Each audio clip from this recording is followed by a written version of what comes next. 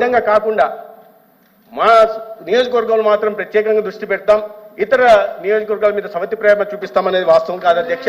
ఇదే విద్యా సంవత్సరంలో మొదలు కావాల్సిన మార్కాపురంకి కేవలం 46 కోట్లు మాత్రమే 500 కోట్లు ఖర్చు పెట్టాల్సి ఉండగా 46 కోట్లు మాత్రమే ఖర్చు పెట్టడం అంటే రాయలసీమలో విద్యార్థులు చదువుకోకూడదా అధ్యక్ష? ఇదే ఆదోనిలో రాయలసీమలో ఉంటున్న ఆదోనిలో 10% నిధులు మాత్రమే 10% కూడా ఖర్చు పెట్టలేదు అధ్యక్ష. 500 కోట్లు ఖర్చు పెట్టాల్సి వస్తే కేవలం 47 కోట్లు మాత్రమే ఖర్చు అంటే చదవకుండా అధ్యక్ష. అదే సమయంలో పార్వతీపురంలో గిరిజన విద్యార్థులు చదువుకోవాల్సిన కళాశాలలో పైసా ఖర్చు పెట్టారు అధ్యక్ష. 0 ఇప్పటిదాకా టెండర్లు కూడా పిలవలేదంటే 4 సంవత్సరాలుగా పేద విద్యార్థులకి నాణ్యమైన విద్యను అందించాలనే చిత్తశుద్ధి ఏ మాత్రం ఈ రాష్ట్రంలో గతంలో ముఖ్యమంత్రికి ఉండిందో చెప్పాలి అధ్యక్ష. కానీ అబద్ధాలు మాత్రం వండి వారుస్తా ఉంటారు అధ్యక్ష.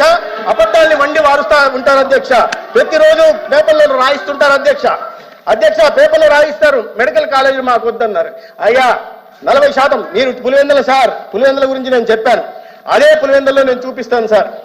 పులివెందుల కళాశాలలో కావాల్సి మీ దగ్గర నేను పంపిస్తాను సార్. పులివెందుల్లో హాస్పిటల్ ఒకటి కట్టారు అధ్యక్ష. ఇది హాస్టల్ కళాశాల ఒక్క హాస్పిటల్ మాత్రం కట్టారు. ఈ ఫోటోలు చూడండి అధ్యక్ష.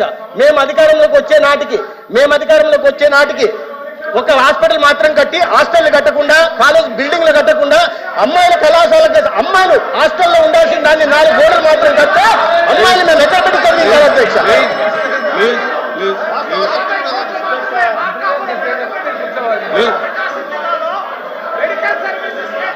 అధ్యక్ష 70% బోధనా సిబ్బంది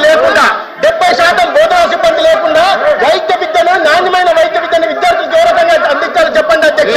60% మౌలిక సదుపాయాల కల్పన లేకుండా, హాస్టల్లో లేకుండా చదువుకుంటున్న విద్యార్థుల్ని ఏ హాస్టల్లో చేర్పించాలా, అమ్మాయిని ఏ చెట్ల కింద చదివించాలా, ఎక్కడ ఉంచాలో సమాధానం చెప్పాల్సిన బాధ్యత గతంలో ముఖ్యమంత్రిగా ఉన్న వాళ్ళకి ఉండే అధ్యక్ష. కానీ నిస్సిగ్గుగా నిర్లజ్జగా ప్రతిరోజు విద్యార్థులు అపోహలు సృష్టించే ప్రయత్నం చేస్తారు అధ్యక్ష. మొన్నటికి మొన్న 8,580 కోట్లతో నేను 17 కళాశాలను నిర్మించానని నిస్సిగ్గుగా గతంలో ముఖ్యమంత్రిగా ఉంటున్న వ్యక్తి చెప్తున్నారంటే అపోహలు సృష్టించడం మంచిది కాదు అధ్యక్ష. ప్రభుత్వం ఏదైనా సరే ప్రభుత్వం ఉన్నప్పుడు తర్వాత ప్రభుత్వం బాధ్యతలు తీసుకోవాల్సింది.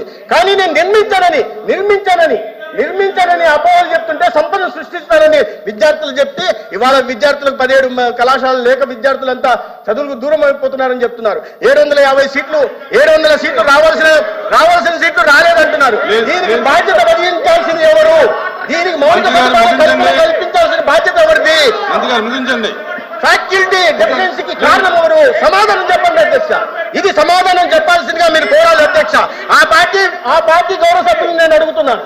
వాళ్ళ ముఖ్యమంత్రి గారు రోజు అబద్ధాలను వండి వారిస్తుంటే, అసత్యాలను చెప్తుంటే ఈ రకంగా సమర్థత లేదా అధ్యక్ష? సమర్థత ఉంది అధ్యక్ష. రికార్డు స్థాయిలో ఒక సంవత్సరంలో తాడేపల్లి భవనాన్ని కట్టారు అధ్యక్ష. రికార్డు స్థాయిలో 26 జిల్లాల్లో ప్రభుత్వ ఆస్తుల్ని, రవాణా శాఖ సంబంధించిన ఆస్తులు తీసుకుని వైఎస్ఆర్సీపీ పార్టీ కార్యాలయాన్ని కట్టారు అధ్యక్ష. రిషికొండ గుండు కొట్టి 430 కోట్లతో విలాసవంతుల భవనాన్ని నిర్మిస్తున్నారు. కానీ పేద విద్యార్థులకు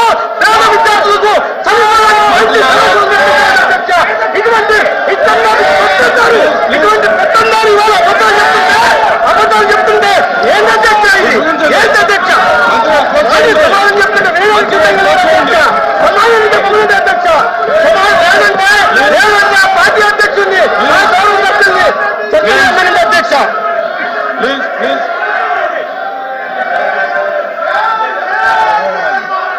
ప్లీజ్ కూర్చోండి.